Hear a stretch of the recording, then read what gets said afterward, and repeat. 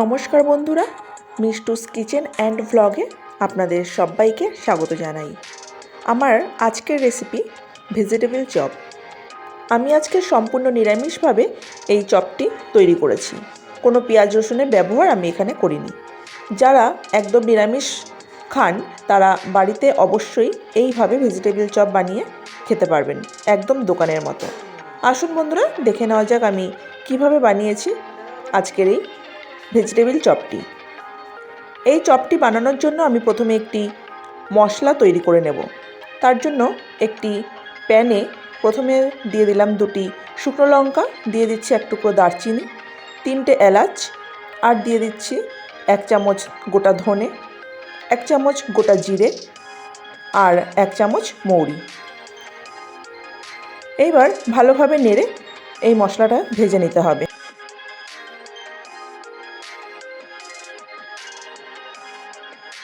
খুব সুন্দর গন্ধও বেরিয়ে গেছে। আমার এখন মশলাটা ভাজা হয়ে গেছে। এটাকে একটি ব্লেন্ডার জারে আমি নিয়ে নিলাম। এবার এটাকে ব্লেন্ড করে নেব। অন্যদিকে একটি কড়াইয়ে আমি কিছু কাঁচা বাদাম দিয়ে দিলাম, সেটাকে একটু ড্রাই রোস্ট করে নেব।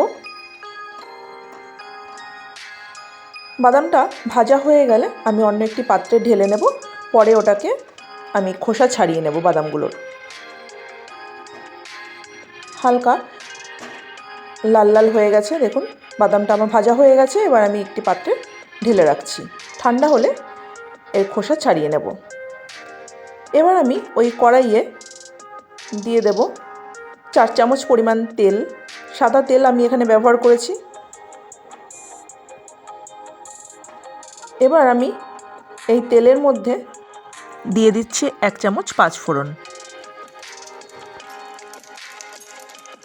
একটু ভালোভাবে নেড়ে নিতে হবে।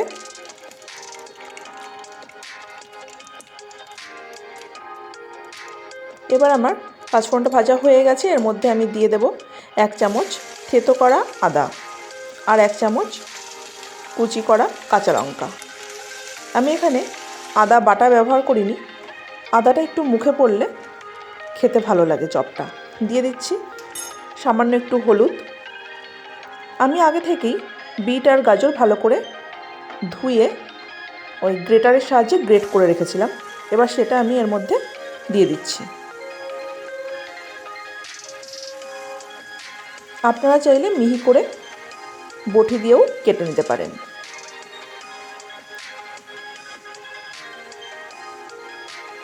এবার ভালো করে বিট আর গাজরটা নেড়ে চেড়ে ভেজে নেব।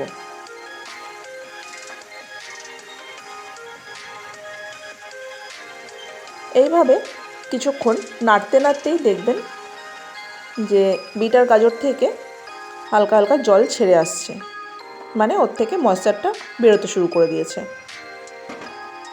আমি এখানে দিয়ে দিচ্ছি স্বাদ মতো লবণ। লবণটা দেওয়ার ফলে তাড়াতাড়ি এটা সেদ্ধও হয়ে যাবে। নুনটা ভালোভাবে মিশিয়ে নিচ্ছি। ভালো করে মেশানো হয়ে গেলে আমি এটাকে 10 মিনিট ঢাকা দিয়ে রান্না করব। মেশানো হয়ে গেছে। এবার আমি এটাকে ঢেকে দিচ্ছি 10 মিনিটের জন্য। 10 মিনিট হয়ে গেছে। দেখুন এটা অনেকটাই এবার নরম হয়ে গেছে। ভালো করে মিশিয়ে নিচ্ছি। আমি আগে থেকেই একটি বড় আলু সেদ্ধ করে রেখেছিলাম। এবার সেই সেদ্ধ আলুটা আমি মেখে রেখেছি হাত দিয়ে। এবার ওটা আমি ওই বিট গাজরের সঙ্গে মিশিয়ে নেব। আলুটা দেওয়ার ফলে চপের বাইন্ডিংটাও খুব ভালো হয় আর খুব তাড়াতাড়ি শুকিয়ে আসবে চপের পুরটা। আলুটা ভালো করে বিট গাজরের সঙ্গে মিশিয়ে নিচ্ছি।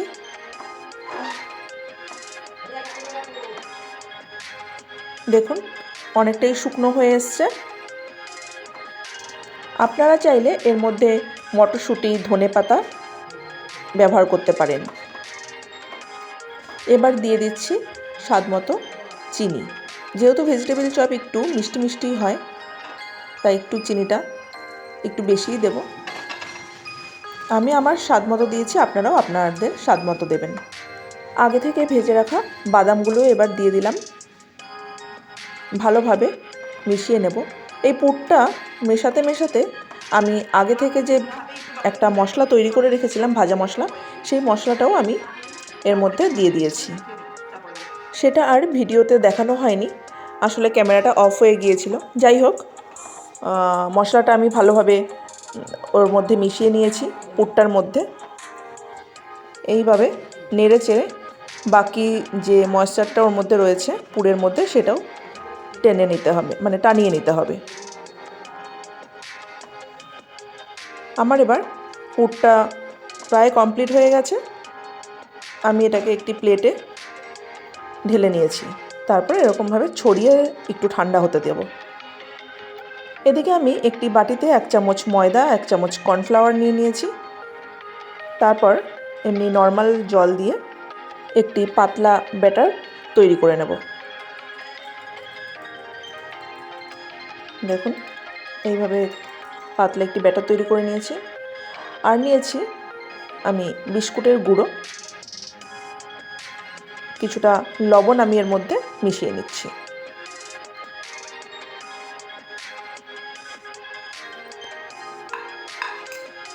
আর নিয়ে নিয়েছি শুকনো ময়দা একটি বাটিতে। আসুন এবার চপগুলো তৈরি করা যাক। এবার আমি হাতে কিছুটা পুর নিলাম, নিয়ে ভেজিটেবিল চপের শেপে আমি তৈরি করে নেব। প্রথমে এরকম মোট করে হাতের তালুতে নিয়ে একটু লম্বা শেপে তৈরি করে নেব। এই চপগুলো একটু লম্বাটে শেপেই হয়, তাই সেইভাবেই আমি এগুলো তৈরি করে নিলাম। এবার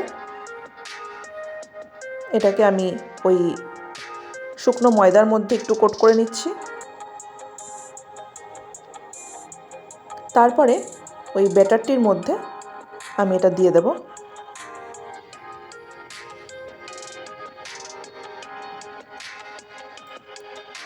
ব্যাটারেও কোট করা হয়ে গেলে আস্তে করে তুলে এবার বিস্কুটের গুঁড়োর মধ্যে দিয়ে দেব। তারপর এইভাবে আলতো হাতে বিস্কুটের গুঁড়োটাকে এর সঙ্গে মিশিয়ে নিচ্ছি।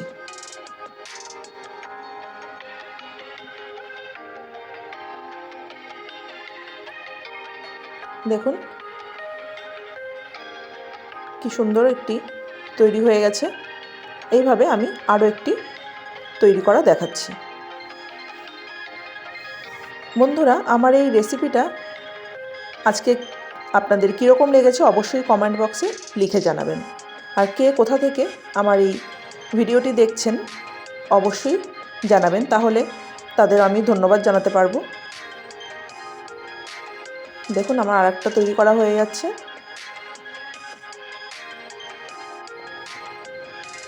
আপনারা কিন্তু অবশ্যই বাড়িতে এইভাবে ট্রাই করে দেখবেন।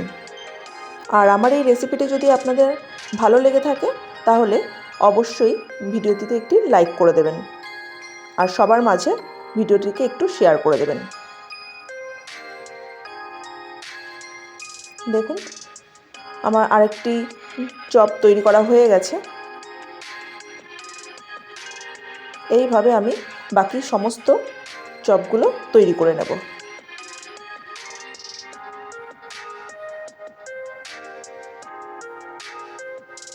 দেখুন বন্ধুরা, আমার সমস্ত চপ তৈরি করা হয়ে গেছে। এবার আমি এগুলোকে ভেজে নেব। তার জন্য আমি একটি কড়াই বসিয়ে দিয়েছি, গ্যাসটাও অন করে দিলাম। এবার আমি এর মধ্যে বেশ কিছুটা পরিমাণ সাদা তেল দিয়ে দেব।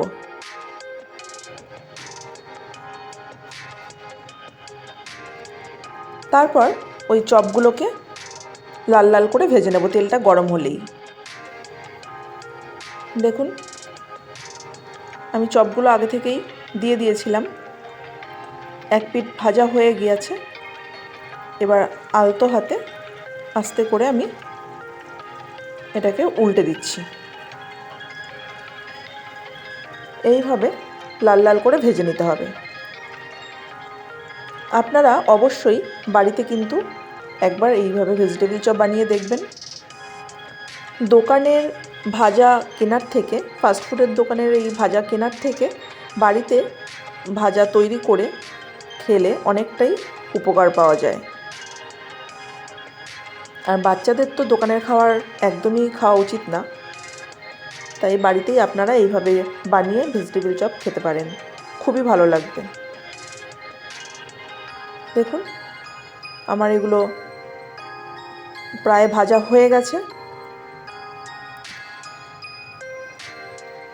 এবার আমি এগুলোকে তুলে নিচ্ছি।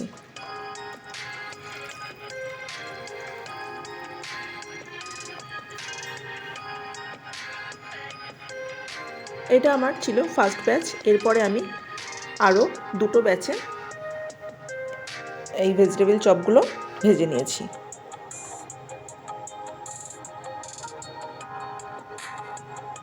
আমার সমস্ত চপ এরমভাবে ভেজে নেওয়া হয়ে গেছে।